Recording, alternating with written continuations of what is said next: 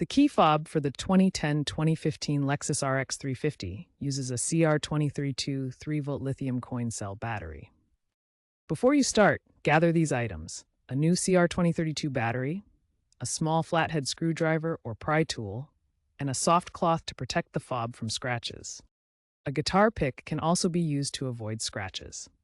Find a clean, dry workspace to prevent static discharge. Knowing that these fobs operate on a 314 MHz radio frequency can be helpful for troubleshooting if issues arise post-replacement. The average cost of the battery is $5 to $10. Always opt for brands like Panasonic or Duracell for better longevity and reliability, and always make sure it's 3 volts.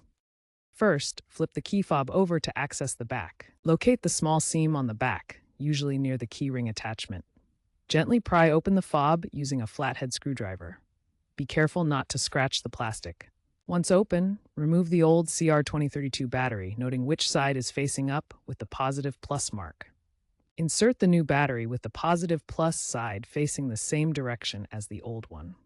Snap the key fob back together until it clicks shut. Test the fob's functionality by pressing the lock and unlock buttons from about 10 to 20 feet away. If it doesn't work, consult your owner's manual for resyncing instructions, potentially involving cycling the ignition or using key programming mode.